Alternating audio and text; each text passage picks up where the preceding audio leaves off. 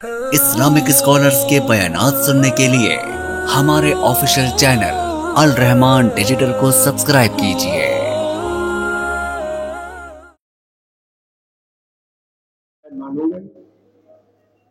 میں مانوں گا تو ہاروں گا کیسے؟ اس بات کو بھی آپ ذہن میں رکھیں، دل و دماغ میں بٹھائیں کہ آج دین کا صحیح چہرہ لوگوں کو دیکھنے کیوں نہیں دیا جاتا؟ اس میں قباحت کیا؟ الحمدللہ آپ جتنے لوگ یہاں بیٹھے ہیں، یہ میرا حسن زنی نہیں بلکہ یقین ہے کہ آپ چاول کے لیے علماء کو دیکھنے کے لیے نہیں، صرف اور صرف نبی اکرم صلی اللہ علیہ وسلم کی محبت اور صحابہ کرام کی عقیدت اور محبت میں اور کوئی مقصد نہیں، نہ ہمارے بیان کرنے کا نہ آپ کو سننے۔ بہت ساری باتیں دنیا میں لوگ دعوے کرتے ہیں۔ اردو کا ایک مقولہ ہے، بنیے سے سیانہ سو باون۔ ہندو بنیے ہوتے تھے جو کاروبار کرتے تھے اور کاروبار میں بڑے یعنی اپنا نام رکھتے تھے، تو یہ مقولہ بنا کہ اگر کوئی شخص یہ دعویٰ کرتا ہے کہ میں بنیے سے زیادہ کاروبار میں ہوشیار ہوں، زیادہ سیاح اور سمجھدار ہوں، تو فرمایا وہ پاگل۔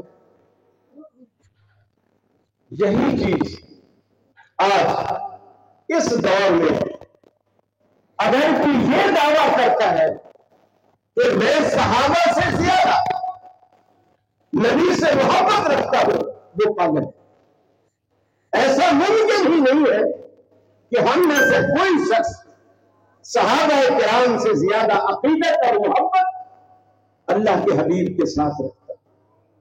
آپ کے اشاروں پر آپ جیسا اشارہ کرتے، صحابہ پسینے نہیں خون بہا دیتے، اتنی عقیدت اور محبت ہے۔ حضرت ابو دجانہ رضی اللہ تعالی عنہ احد میں آپ کے سامنے جدھر تیر آتا ہے آ گیا، جدھر تیر آتا ہے آ گیا۔ ہمارا تو سچی بات ہے، محبت ہے، عقیدت ہے، لیکن ہماری محبت ویسی ہے۔ علامہ شہید رحمت اللہ علیہ اکثر ایک واقعہ سنایا کرتے ہیں۔ ایک مولوی صاحب مسجد میں بچے پڑھا، ایک خاتون آئی، اس نے دوپٹے میں کچھ چھپایا، جب وہاں آئی تو پوچھا مولوی صاحب یہاں مجنوں کا گھر کدھر؟ اس نے کہا کیوں، کیا بات؟ وہ کہنے لگی کہ اس کی لیلا نے اپنے ہاتھ سے کھیر پکا کے بھیجی ہے اور کہا ہے کہ میرے مجنوں کو دے کر۔ مولوی صاحب چھٹ سے بولے، میں تمہیں مجنوں نہیں بتایا، میں مجنوں نہیں ہوں، میں ہی تو مجنوں ہوں۔ اس نے دوپٹے سے وہ کھیر کا جو ڈونگا تھا وہ نکالا، مولوی صاحب کے آگے رکھا، جھٹ پٹ کھا گیا۔ اب تو وہ روزانہ آئے پوچھے بھی نہ، کیونکہ اس کو پتا چل گیا تھا کہ یہ مجنون، روزانہ ڈونگا آگے رکھے ہو، صاف کر کے خالی کر کے دے۔ ہفتے ڈیڑھ ہفتے کے بعد ظاہر بات ہے مولوی صاحب کی جان بھی بڑھ گئی، گردن بھی ہے، بٹن بھی تنگ پڑ گئے۔ ڈیڑھ ہفتے بعد وہ خالی پیالہ لے کر، وہ ڈونگا خالی مولوی صاحب کے آگے رکھا۔ بھائی یہ کیا مذاق؟ مذاق تو نہیں ہے، آج آپ کی لیلا نے کہا ہے کہ میرے مجنوں سے کہو کہ مجھے خون کی بڑی سخت ضرورت ہے، اس کو اپنے خون کا حق دے۔ فوراً بولے بڑی بھی ہم تو کھیر کھانے والے مجنوں ہیں، خون دینے والے مجنوں دوسری گلی میں، وہ دوسری گلی میں رہتے۔ نبی مکرم کی جب سنتیں پیش کی جاتی ہے پھر جواب آتا ہے یہ دوسری مسجد والے کریں، یہ تیسری مسجد والے کریں، یہ چوتھی مسجد والے کریں، ہم کیا کریں گے؟ ہم تو ہم کھیر کھائیں گے۔ میرے بھائی، نبی رحمت صلی اللہ علیہ وسلم نے جو جماعت تیار کی اپنی محنت سے، دعوت سے، کوشش سے، اس جماعت کا آپ حال دیکھیے۔ اللہ کے حبیب منبر پہ کھڑے ہیں خطبہ دے، کچھ صحابہ صحن میں، کچھ ادھر ادھر، وہ بھی کھڑے ہوئے۔ آپ نے فرمایا بیٹھ جاؤ۔ عبداللہ بن مسعود رضی اللہ تعالی عنہ مسجد کا دروازہ پار کر رہے، اندر آ رہے، اور جیسے اعلان سنا چوکھٹ پہ بیٹھ گئے۔ آپ نے فرمایا عبداللہ اندر آؤ، میں نے تمہیں نہیں روکا، میں نے باہر والوں کو روکا، آپ اندر آؤ۔ جذبہ یہ ہے کہ اللہ کے رسول کی زبان مبارک سے لفظ سنا کے بیٹھ جاؤ۔ اب کھڑے ہونے کی کوئی تک بنتی نہیں ہے مسلمان ہوتے ہوئے۔ ہم مسلمان ہیں، مسلمان ہوتے ہوئے نبی کی مخالفت ہو نہیں سکتی۔ یا بندہ مسلمان نہ رہے یا سنت سے اختیار کرنے والا۔ فرمایا من احب سنتی فقد احبنی۔ آپ نے جو معیار مقرر فرمایا، یہ نہیں فرمایا جس نے میری ذات سے پیار کیا اس نے مجھ سے پیار کیا، بلکہ فرمایا من احب سنتی فقد احبنی، جس نے میری سنت سے پیار کیا اس نے مجھ سے پیار کیا۔ گویا آپ نے معیار اپنے طریقے کو، اپنی سنت کو، اپنے ساری زندگی کے طریقہ کار کو آپ نے معیار قرار دیا۔ جو جس سے پیار کرے گا، آج دنیا اٹکی ہوئی ہے، یہ فرض ہے کہ سنت ہے، واجب ہے کہ مستحب ہے۔ صحابہ کرام کو الجھنوں کا پتہ ہی نہیں تھا۔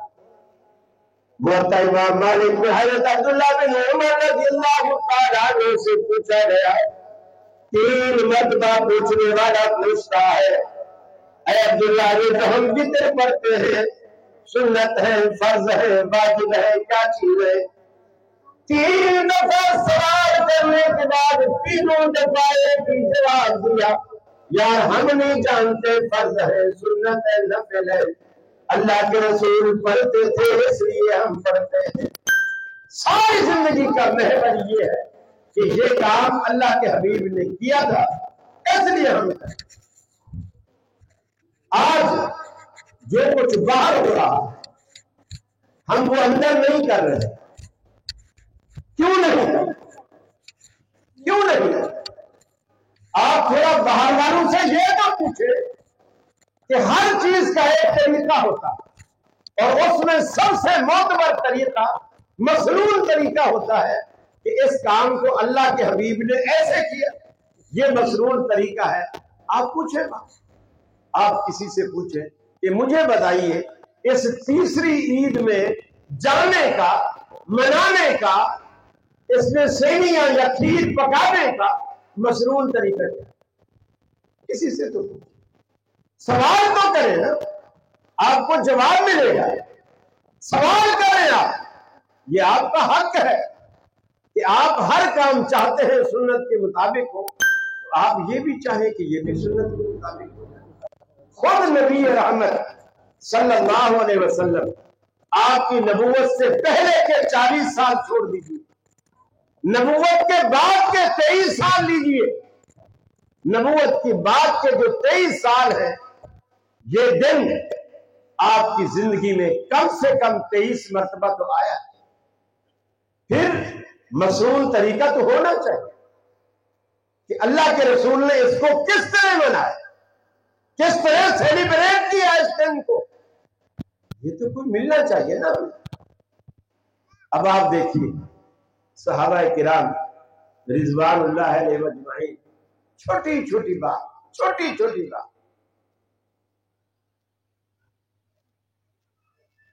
حضرت حذیفہ بن یمان رضی اللہ تعالی عنہ اور ان کے ساتھ ایک اور صحابی ہے،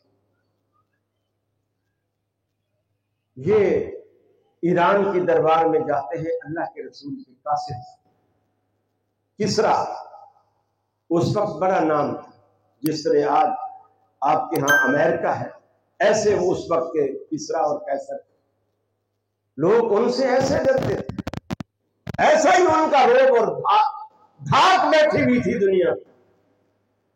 یہ دو صحابی گئے کسرا کی دربان سے کہا کہ اپنے حاکم سے کہو کہ رسول اللہ صلی اللہ علیہ وسلم کی طرف سے دو قاصد آئے ہیں، آپ سے بات کرنا چاہتے ہیں۔ اس وقت کا ایک دستور تھا، انہوں نے ایک بہترین پوشاک دو جوڑے لائے، دونوں کو کہا کہ بھئی تم ان کپڑوں کے ساتھ اندر نہیں جا سکتے، پہلے یہ خوبصورت لباس زیبتن کرو اور پھر ہمارے بادشاہ سے جا کر کے۔ انہوں نے کہا یہ تو ہمارا وہ لباس ہے، ہم اللہ کی دربار میں بھی اسی سے کھڑے ہوتے ہیں اور رسول اللہ کی مجلس میں بھی اسی کے ساتھ بیٹھتے ہیں، تمہارا بادشاہ ان دونوں سے کوئی بڑا ہے؟ ان کو بولو اگر ملتا ہے تو انہی کپڑوں میں ملے، اگر نہیں ملتا تو ہمیں ملنے کی ضرورت نہیں ہے، واپس چلے جاتے۔ قاصد نے جا کر کے کہا کہ وہ تو ملنا ہی نہیں چاہتے، یہ لباس ہی نہیں پہننا چاہتے، بولے بلاؤ۔ اس وقت یہ بھی دستور تھا، بادشاہ کرسی پہ بیٹھا رہتا تھا اور لوگ سارے کھڑے رہتے تھے۔ یہ صحابی دونوں حضرت حذیفہ بن یمان اور ان کے ساتھی دونوں جا کے کھڑے ہو گئے۔ انہوں نے کہا ہم مذاکرات اس وقت تک نہیں کریں گے جب تک یا تو کھڑا نہ ہو اور یا ہمارے لیے بھی کرسیاں لگوا، اس لیے کہ اللہ کے حبیب نے اس مجلس کو پسند ہی نہیں کیا کہ ایک بندہ بیٹھا ہو اور باقی سارے کھڑے۔ بڑا پریشان، اس نے کرسیاں منگوائی، دونوں کو بٹھایا، مذاکرات شروع ہوئے، لیکن مذاکرات سے پہلے انہوں نے رواج کے مطابق تواضع کے لیے کھانا رکھا۔ حضرت حذیفہ بن یمان رضی اللہ تعالیٰ عنہ کے ہاتھ سے ایک نوالا نیچے دسترخوان پر گرا، یہ واپس اٹھانے لگے، برابر والے ساتھی نے کوہنی ماری کہ یہ کوئی عام دربار نہیں ہے، یہ دربار ملوکی ہے اور یہ بڑا معلوم سمجھا جاتا ہے کہ آپ دسترخوان سے نوالا اٹھا رہے ہیں، یہ کیا سمجھے گے کہ بھوکے ننگے آئے ہیں، ان کو کھانا نہیں ملتا بھی گرا ہوا بھی پھر اٹھا رہے۔ حضرت حذیفہ بن یمان رضی اللہ تعالیٰ عنہ کیا فرماتے ہیں؟ اترک سنت رسول اللہ صلی اللہ علیہ وسلم لہؤلاء الحمقاء، میں ان بے وقوفوں کے لیے اپنے نبی کی سنت کو ترک کر دوں؟ اللہ کے حبیب نے کہا تمہارے ہاتھ سے نوالا گر جائے، کوئی بھی کھانے کی چیز گر جائے، بسم اللہ پڑھو، صاف کر کے اسے کھا۔ یہ کوئی اس سے اونچے ہیں؟ بظاہر دیکھا جائے تو بات معمولی۔ کسرا اتنا غضبناک ہوا مذاکرات کے دوران، اس نے کہا مٹی کی ٹوکری لاؤ، اور ان کی حالت یہ ہے ایک تلوار ہے حذیفہ بن یمان کے پاس، اس کا دستہ نہیں ہے، دستے کے اوپر کپڑے کی پھٹی ہوئی کپڑے کی ٹاکیاں اوپر لپیٹی ہوئی ہے تاکہ تلوار کا دستہ ہاتھ کو نہ خراب کرے، اوپر ٹاکیاں لپیٹی ہوئی ہیں، یہ تلوار ہے۔ درباری نے کہا اس تلوار سے تم ایران کو فتح کرنے آئے ہو؟ کہنے لگے تم نے ابھی صرف تلوار دیکھی ہے، نہ تلوار کی دھار دیکھی ہے، نہ ہمارے ہاتھ کی قوت دیکھی۔ نبی کریم صلی اللہ علیہ وسلم کی تربیت یافتہ لوگ، ایمانی غیرت، ایمانی حمیت، کسرا نے ناراض ہو کر کے کہا ایران کی مٹی اٹھاؤ، ٹوکری میں ڈالو، ان کے سر پہ لاد، گویا ان کو ذلت کے ساتھ واپس کرو۔ حضرت حذیفہ بن یمان نے ٹوکری اٹھائی، اپنی سواری پر رکھی اور یہ کہتے ہوئے گئے اے کسرا، تو نے آج ایران کی مٹی ہمارے حوالے کر کے ہمیں ایران کا مالک بنا، اور مشرک طبقہ یہ بدشگونی کا بڑا قائل ہوتا ہے، ان کو چھوٹی چھوٹی باتوں میں توہم پرستی ہوتی ہے نا ان کے اندر، یہ بڑا ڈر لگتا ہے یہ جملہ ان کے دل و دماغ میں بیٹھ کہ واقعی یہ تو ہم سے غلطی ہو گئی، ہم نے ایرانی مٹی کا وارث بنا دیا ان کو۔ وہ پیچھے بندہ بھگایا گھوڑے پر سوار، لیکن وہ بھی گھوڑے پر سوار تھے، نظر ہی نہیں آئے، مٹی کے ساتھ مدینے پہنچے۔ اور اللہ تعالیٰ نے وہ دن دکھایا، سیدنا فاروق اعظم رضی اللہ تعالیٰ عنہ کے دور میں کسرا فتح ہوا، اس کا تاج بھی سیدنا ابو ہریرہ کے سیدنا عمر فاروق کی دربار میں پہنچا، اس کے کنگن بھی دربار میں پہنچا۔ میرے بھائی، اللہ کے رسول کے صحابہ نبی کریم صلی اللہ علیہ وسلم کے ایک ایک اشارے پر، ایک ایک اشارے پر، چھوٹی چھوٹی بات پر جھگڑتے کہ نہیں حدیث میں یوں آیا، اللہ کے رسول نے یوں فرمایا، اللہ کے رسول نے یوں کہا۔ اب آپ دیکھیے عید قربانی میں، قربانی آپ عید سے پہلے نہیں کرتے بلکہ عید کی نماز کے بعد۔ کچھ لوگوں نے کر لی، اللہ کے رسول نے فرمایا جن لوگوں نے پہلے قربانی کر لی انہیں کہو کہ وہ قربانی دوبارہ کریں۔ وہ قربانی نہیں، کیوں؟ میرا طریقہ عید کے بعد قربانی کرنے کا ہے، اور یہ جنہوں نے عید سے پہلے کی ہے میرے طریقے کے بالکل خلاف۔ فرمایا فحسب الذین کفروا ان یتخذوا عبادی من دونی اولیاء۔ سیرت طیبہ کا پہلا ورق،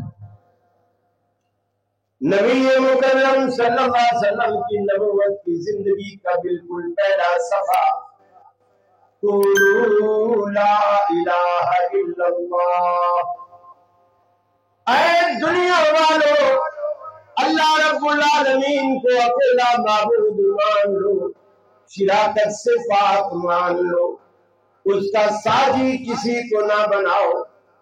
یہ جو تم نے جن کو تم نے بنا رکھا ہے بگڑیاں بنانے والے، ان کے پلے کچھ نہیں، یہ تو خود بنائے گئے ہیں، لوگوں نے ہاتھوں سے ان کو تراشا ہے، ان کے ہاتھ میں کچھ نہیں، یہ نہ تمہیں کوئی نفع دے سکتے ہیں نہ نقصان دے سکتے ہیں۔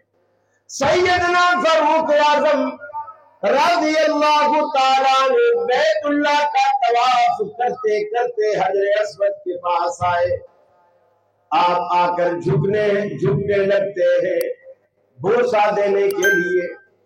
کوئی بات دل میں آئی پھر سیدھے کھڑے ہو گئے اور فرمانے لگے، اے حجر اسود، میری نظر میں تو ایک پتھر ہے، لا تضر ولا تنفع، نہ تو کسی کو نفع دے سکتا ہے نہ ہی نقصان، تو نہ نفع کا مالک ہے نہ نقصان کا مالک ہے، پھر میں تجھے بوسہ کیوں دے رہا ہوں؟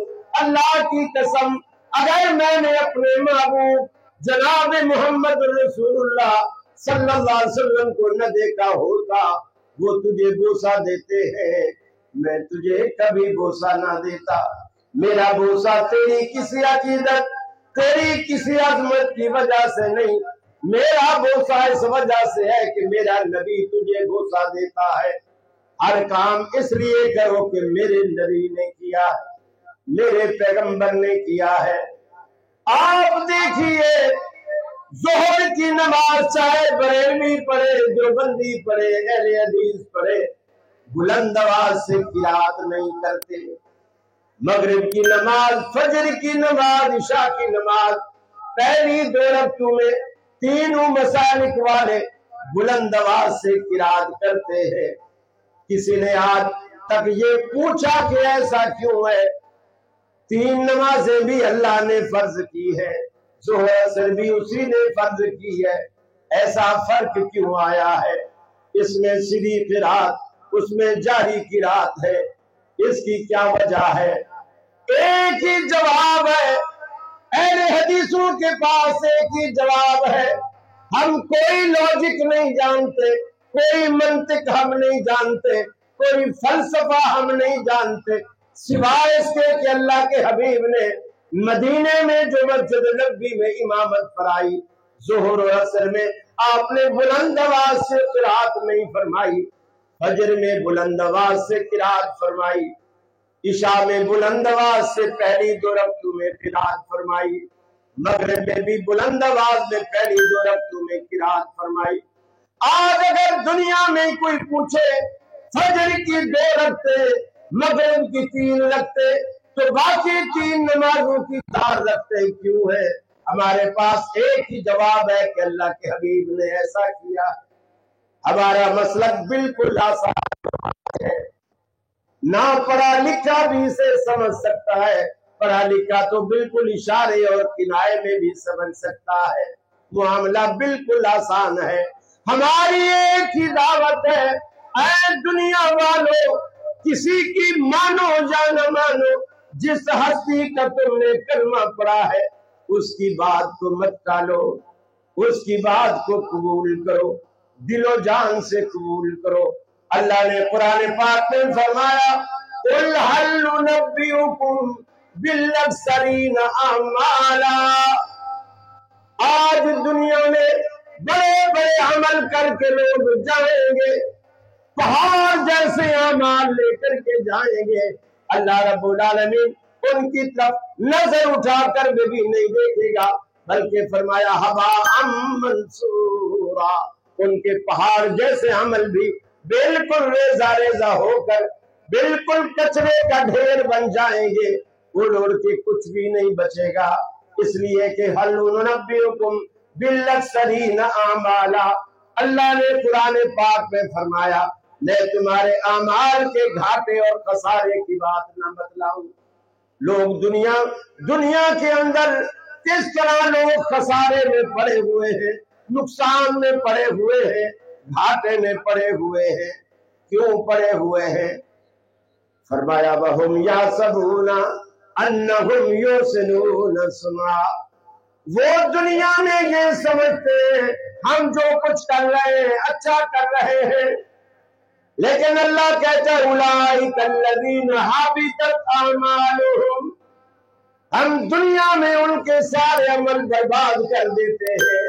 میرے بھائیو آپ ذرا سوچو تو صحیح، جون جولائی کی تپتی دھوپ ہو، اوپر ٹینٹ نہ ہو، پنکھے نہ لگے ہوں، بالکل دھوپ میں قطار، دھوپ کے اندر قطار بنا کر آپ کھڑے ہوں، آگے کسی گورنمنٹ آفس کی کوئی ونڈو کھلی ہو، آپ نے پاسپورٹ پہ سٹیمپ لگانی ہے یا شناختی کارڈ بنوانا ہے، آپ جب اس ونڈو تک 2 گھنٹے دھوپ میں کھڑے ہونے کے بعد اس ونڈو تک آپ پہنچے، ونڈو پہ بیٹھا ہوا کلرک آپ کا پاسپورٹ پکڑے اور کہے کہ اوریجنل شناختی کارڈ دیجیے، آپ کے اوریجنل تو میں گھر بھول آیا، فوٹو کاپی میرے پاس، وہ واپس کار آپ کا پاسپورٹ بند کرے گا، واپس کمائے گا، بولے گا کل آئیے گا۔ میرے بھائیوں آخرت میں تو پھر کل بھی نہیں آنی، آخرت کا ایک ہی دن ہے، جو تیاری کرنی ہے ابھی سے کر کے لے جائیے، آخرت میں کل نہیں آنی ہے، آج ہی رہے گی۔ 50,000 سال کا ایک دن اللہ رب العالمین اتنا ناراض ہوگا، پوری کی پوری دنیا سے رب العالمین اتنا ناراض ہوگا، ساری کائنات ماری ماری پھرے گی۔ اللہ رب العالمین اس لیے نہیں کہ اللہ ہمیں جنت میں ڈال دے، بلکہ اس لیے ماری ماری پھرے گی، اس کائنات کا بادشاہ اپنی پوری کی پوری کائنات سے ناراض ہے، حساب نہیں لیتا، حساب نہیں لیتا۔ جنت اور دوزخ کا معاملہ ابھی دور ہے، سارے انبیاء کے پاس ساری کی ساری دنیا ماری ماری جائے گی۔ قرآن مجید کو پڑھیے، حدیث کو پڑھیے، کسی بھی امام کی طرف کوئی نام کوئی ذکر نہیں، کسی بھی امام کی طرف کوئی نہیں جائے گا، سارے کے سارے انبیاء کے پاس جائیں گے۔ آخر سیدنا عیسیٰ علیہ السلام رہنمائی فرمائیں گے، اگر آج تمہاری کوئی سفارش اللہ کی جناب میں کر سکتا ہے تو صرف آمنہ کا لال ہے، آپ وہاں جائیے۔ اللہ کے رسول فرماتے ہیں دنیا میرے پاس آئے گی، ساری دنیا آئے گی، پھر یہ بھی نہیں جیسے آج لوگ کہتے ہیں ہم تو فلاں پیر کا لڑ پکڑے ہوئے ہیں، فلاں کا دامن پکڑے ہوئے ہیں، اللہ کے عرش کا پایا وہ پیر تھام کے کھڑا ہوگا۔ ہم جب جائیں گے اللہ رب العالمین کے سامنے کہے گا یہ میرا مرید ہے اسے جانے دے، اللہ کہے گا چلو جانے دے۔ اللہ کے ہاں یہ اندھیر نہیں چلے گا۔ اللہ کسی سے ڈرتا نہیں، کسی سے دبتا نہیں، کسی کا مجبور نہیں، کسی کی اس کو ضرورت نہیں۔ ساری دنیا کو انبیاء سمیت اس کی ضرورت ہے، مگر اس کو کسی کی ضرورت نہیں۔ اسی کا نام اللہ الصمد ہے، وہ بے نیاز ہے، وہ بے پرواہ ہے۔ ساری دنیا اللہ کے رسول کے پاس آئے گی۔ آپ فرماتے ہیں ایسا نہیں کہ میں سینہ تان کے رب العالمین سے کہوں گا الہ العالمین یہ تیری مخلوق ماری ماری پھر رہی ہے، ان کا حساب کیوں نہیں لیتا؟ کون ہے جو اللہ کے آگے کیوں کر سکے؟ اللہ کے آگے کوئی کیوں کرنے والا نہ ہوگا۔ آپ فرماتے ہیں میں سر سجدے میں ڈالوں گا۔ رب کو منانے کا ایک ہی طریقہ ہے، روٹھے ہوئے رب کو منانے کا ایک ہی طریقہ ہے، اور وہ بڑا آسان طریقہ ہے۔ فقط ایک سجدہ ندامت کے دو آنسو، اے خدا کتنا آسان ہے منانا تجھ کو۔ آپ کبھی ایسے رب کو منا کے تو دیکھیے۔ اللہ کے حبیب فرماتے ہیں میں سر سجدے میں ڈالوں گا، اللہ مجھے جو دعائیں اس وقت القا کرے گا میں اپنی زبان پہ لے آؤں گا، وہ دعائیں میری زبان پہ جاری ہوں گی، سر سجدے میں ہوگا، اللہ کی عظمت کے ترانے اپنی زبان سے گاتا رہوں گا، حتیٰ کہ اللہ کی رحمت کے سمندر میں ایک تلاطم برپا ہوگا۔ اللہ رب العالمین کو جب ترس آئے گا، اللہ رب العالمین کہے گا ارفع راسک یا محمد، اے محبوب اپنا سر اٹھائیے، سل توتا دامن پھیلائیے، جھولیاں بھر دی جائیں گی۔ آپ کی دعاؤں نے، آپ کے التجاؤں نے، آپ کے آنسوؤں نے میرے رحمت کے سمندر میں ہلچل مچا دی ہے۔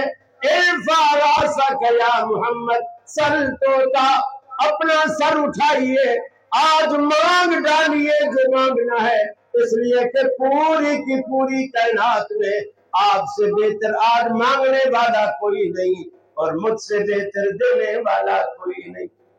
اس وقت بھی تو اللہ کے رسول کے پاس آؤ گے، اس وقت بھی تو اللہ کے رسول کے پاس آؤ گے۔ آج سے کیوں نہیں آتے؟ آج سے وہ دامن کیوں نہیں پکڑتے؟ آج سے اس اسوے کو کیوں نہیں اپناتے؟ الذین ضل سعیہم فی الحیات الدنیا وہم یحسبون انہم یحسنون صنعا۔ فرمایا یہ گمان کرتے رہے کہ ہم اچھا کر رہے ہیں، لیکن اللہ ان کے سارے عمل دنیا میں برباد کر دیتا ہے۔ اولئک الذین کفروا بآیات ربہم، یہ وہ لوگ ہیں جنہوں نے اللہ کی آیات کا، اللہ کی نشانیوں کا انکار کیا، بلقائہ، قیامت کا بھی انہوں نے انکار کیا۔ یقین ہی نہیں تھا کہ ہم نے مرنا ہے، اللہ کی جناب میں پیش ہونا ہے۔ فرمایا یہ ایسے ازلی بد نصیب ہیں، فلا نقیم لہم یوم القیامت وزنا۔ اللہ رب العالمین کہتا ہے قیامت والے دن ہم ان کے نام اعمال کو تولیں گے بھی نہیں، بغیر تولے دوزخ میں ڈالیں گے، بغیر تولے۔ میرے بھائی جرم کیا ہے کہ دنیا میں ایسے بے ثبوت عمل کرتے رہے، اللہ بھی دنیا میں برباد کرتا رہا، اور وہ اپنے تئیں یہی گمان کرتے رہے کہ ہم جو کچھ کر رہے ہیں اچھا کر رہے ہیں، حالانکہ ان کے پاس اس اچھائی کی کوئی دلیل نہیں، اس اچھائی کی کوئی دلیل نہیں۔ حضرت عائشہ صدیقہ رضی اللہ تعالی عنہ فرماتی ہے اللہ کے رسول صلی اللہ علیہ وسلم کے پاس صحابی آئے، اور انہوں نے کہا یا رسول اللہ میری بہن نے حج پہ جانے کی نیت کی ہوئی ہے، وہ آپ کے ساتھ سفر پہ جانا چاہتی ہے حج میں، لیکن اس نے کچھ دین اپنے اوپر پابندیاں لگائے. ایک یہ کہ وہ کہتی ہے میں ننگے سر سفر کروں، دوسرا وہ کہتی ہے کہ میں جوتا نہیں پہنوں، ننگے پاؤں چلوں گی تاکہ راستے میں جو سنگلاخ علاقے سے گزروں گی مجھے پتھر چبھیں گے پاؤں میں. حدیث میں آتا ہے مومن کو ایک کانٹا بھی چبھتا ہے تو اللہ اسے 10 نیکیاں دیتا ہے، 10 گناہ معاف کرتا ہے، 10 درجے بلند کرتا ہے وغیرہ وغیرہ. تو مجھے تو حج پہ جانے سے پہلے ہی راستے میں اتنی ساری نیکیاں مل گئی، یہ نہیں کروں گی. تیسرا میں سائے میں نہیں بیٹھوں، چوتھا میں سواری میں نہیں بیٹھوں. نبی مکرم صلی اللہ علیہ وسلم نے سنا اور اسے کہا کہ جاؤ اپنی بہن کو کہو اللہ تبارک و تعالیٰ کو تمہاری ان مصیبتوں کی پریشانیوں کی اللہ کو کوئی ضرورت نہیں. اسے کہے دوپٹہ بھی اوڑھے، جوتا بھی پہنے، سواری میں بھی بیٹھے اور سائے کو بھی اختیار کرے. چھوٹی بظاہر بات ہے، لیکن اللہ کے حبیب نے جس چیز کو ناپسند کیا. اور آج کتنے لوگ ہیں، لوگ سناتے میاں فلاں صاحب اتنے ولی اللہ تھے، ایک ٹانگ پہ کھڑے ہو کے پورا قرآن ختم. اب کوئی پوچھے وہ پیر تھا یا بگلا تھا؟ ایک ٹانگ پہ انسان کھڑے ہوتے، بگلے کھڑے ہوتے. وہ پیر تھا یا بگلا تھا؟ کیوں ایک اللہ نے جب 2 ٹانگیں دی ہیں وہ کیوں ایک ٹانگ پہ کھڑا؟ اللہ تعالیٰ ان مصیبت تمہیں تکلیف دے کر اللہ کیا کرے گا؟ اللہ کو خوشی نہیں ہوتی تمہیں تکلیف دے کر، خود کو مت تکلیف میں ڈال. اور پھر یہ جتنی بدعات اور خرافات ہیں، یقین مانیے اس میں سے اگر آپ کھانے پینے کا ایٹم نکال دیں اور اعلان کر دیں اگلے سال جلوس ہوگا، پانی کی بوتل بھی ہر بندہ اپنے ہاتھ میں رکھے اور کھانا واپس گھر میں جا کے اور بیگم کو بولے کہ میں اتنے بجے آؤں گا کھانا بنا کے. بیگم خود بولے گی دفع کرے جلوس کو، کھانا پھر گھر میں آ کے کھائے گا تو جانے کا فائدہ، دھوپ میں تپنے کا فائدہ، پیلی چپل پہننے کا فائدہ، کیا فائدہ ہے ان چیزوں کا جب روٹی پھر گھر میں آئے. کسی بھی چیز سے آپ کھانے پینے کا ایٹم نکال دیجئے، دیکھ لیجئے کہ اگلے سال وہ چیز ختم. مجھے اچھی طرح یاد ہے میرا جو بچپن گزرا ہے اور طالب علمی کا جو زمانہ 4-5 سال ابتدائی میں وہ حناف کے پاس گزرے. اور ہمارے ہاں کوئی باورچی نہیں ہوتا تھا، دیہات کے اندر مدرسہ تھا اور لوگوں نے گھر باندھ رکھے تھے کہ جی ہم 2 طالب علموں کا کھانا دیں گے، ہم 3 کا دیں گے، ہم 1 کا دیں گے. استاد جی نے طالب علموں کو مقرر کیا ہوا تھا، تو اس گھر سے لائے گا، تو اس گھر سے لائے گا. ہم جاتے تھے، ڈیوٹی تھی، لائیں گے تو پھر کھائیں گے نا. اب وہاں جا کر ہر گھر سے جو آتا استاد جی کے پاس ایک بڑا سا برتن، جو بھی کڑھی آئی، کھچڑی آئی، ساگ آیا، دال آئی، گوشت آئے، آلو مٹر سبزی ٹنڈے کدو سب کچھ اسی تھال، پھر ایسے چمچ چلاتے پھر طالب علموں کو بانٹتے. ذائقہ برا نہیں ہوتا تھا، لیکن اگر کوئی پوچھے کہ آج تم نے کیا کھایا، ہم کسی کو بتا نہیں سکتے کہ ہم نے کیا کھایا، لیکن بس کھائے وہ چیزیں جو دنیا میں مالدار ترین شخص بھی روزانہ 3 ٹائم گھر میں اتنے ایٹم نہیں کھا سکتا جتنے ہمیں مدرسے میں ملتے. یہی وجہ ہے جو مولویوں کی توندیں بھی باہر نکل آتی ہیں، گردنیں بھی موٹی ہو جاتے ہیں. یہ بنیادی وجہ ہے. ہم یہ دعائیں کرتے تھے کہ اللہ کرے کوئی باہر سے دعوت آئے، چلو بھلے دال ہی کھلائیں لیکن ایک چیز کھلائیں، کسی کو بتا تو سکے نا کہ ہم نے آج کیا کھایا. وہ جب ہی موقع ملتا تھا جب کسی کی نانی یا نانا مر جاتا، وہ لوگ بلاتے تھے، استاد جی کے پاس آتے کہ 15 طالب علم بھیج دو، اتنے بھیج دو، آیت کریمہ کا ختم ہے یا درود شریف کا ختم ہے. اب بچے تو پھر بچے ہی ہوتے ہیں نا، کہتے ہیں نا کہ بچوں سے شیطان بھی تنگ ہے. اب وہ سفید چادر ایک بچھا دی جاتی، گھسی پیٹی گٹھلیاں تھی، تھیلا بھرا ہوا ہم کندھے پہ رکھتے، وہ بھی لے چلتے، وہ تھیلا جا کے سفید چادرے پہ کھول دیتے، اتنی بڑی ڈھیری گٹھلیوں کے آگے لگ جاتی. اب اس میں سے ہر کوئی تھوڑا تھوڑا اپنے آگے کر لیتا. کتنی گھنٹہ 1.5 ہو گیا، ابھی تو آدھی بھی گٹھلیاں نہیں ہوئی، بچے تھک جاتے.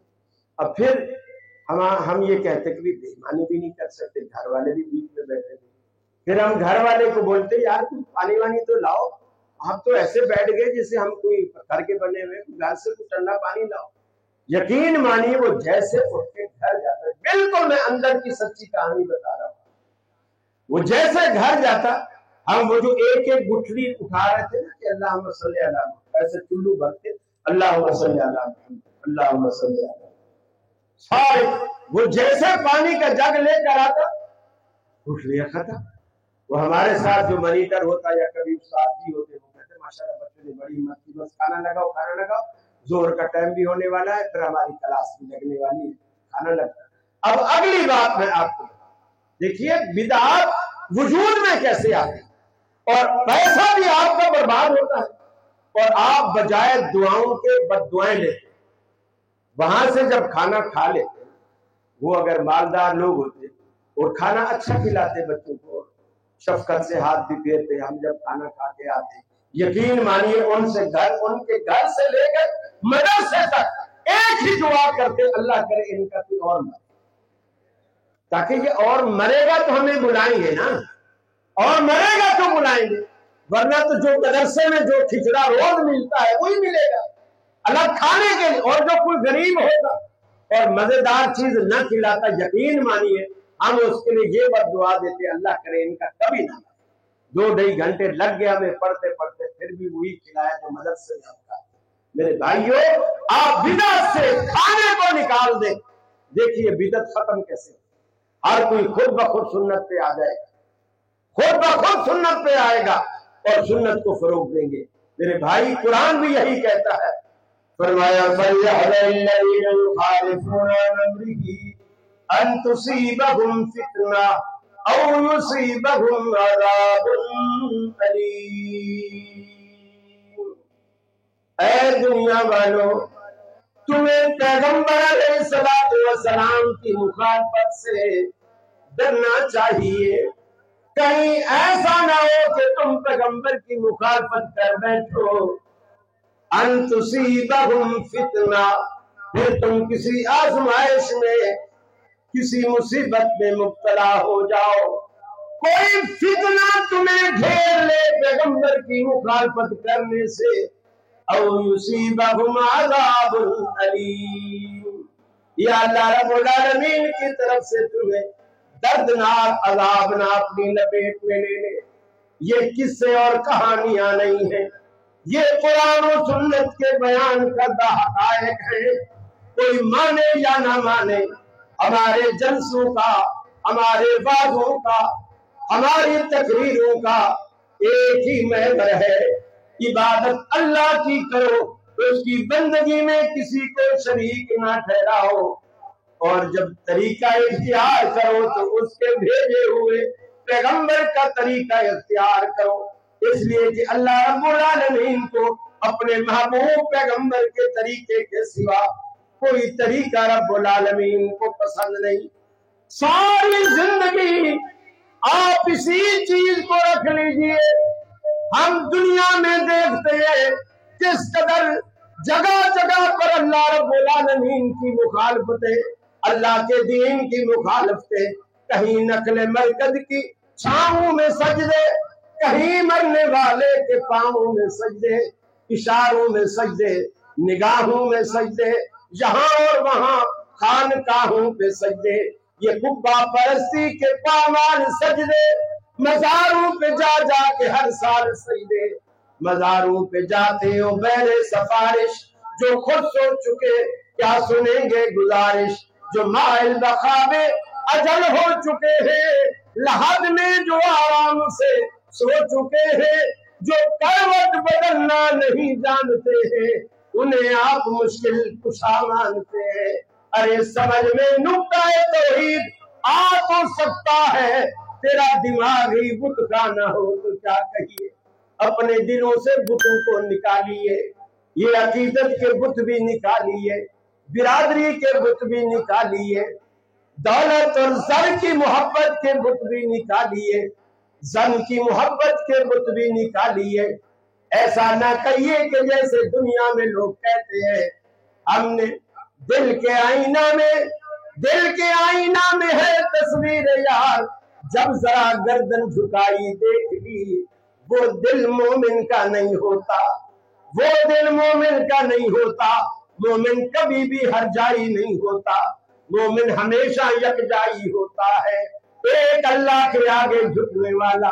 نبی مکرم کی سیرت کا پہلا صفحہ یہی ہے، ساری دنیا سے منہ موڑ لو، ایک اللہ کو داتا مان کر اسی کے آگے جھکنے والے بن جاؤ۔ ساری دنیا کو ایک ہی درس دیا، اور کہیں لوگ کیا کہتے ہیں، ہم نے تیرے ملنے کی ترکیب یہ سوچی ہے، دل میں ہی بنا لیں گے چھوٹا سا صنم خانہ۔ اقبال کی بعض باتیں بھی بڑی عجیب ہوتی ہیں۔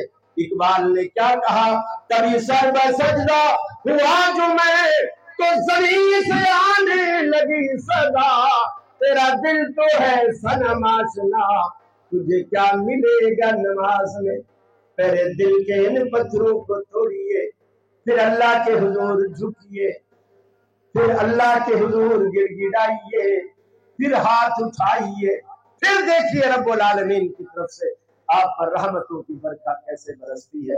میرے بعد شیخ محترم کا میں سچی بات ہے اصل آیا تو شیخ عادل صاحب کا ہی بیان سننے تھا، کیونکہ ظاہر بات ہے جوان خطیب ہے، جوان خون ہے، جوان جذبہ اور جوان بلبلہ ہے۔ ہم تو بوڑھے ہو چکے ہیں، تو میں یہی چاہ رہا تھا کہ جوانوں کی صحبت میں بیٹھا کریں گے تو شاید ہمارے اوپر بھی وہ اثر ہو جائے۔ اصل خطاب ان کا ہونا ہے، اور میں تو انہی کو سننے آیا تھا، اور اب انشاءاللہ میں بیٹھ کر انشاءاللہ پوری محبت اور لگن اور توجہ کے ساتھ سنوں گا۔ وآخر دعوانا ان الحمد للہ رب العالمین۔ السلام علیکم۔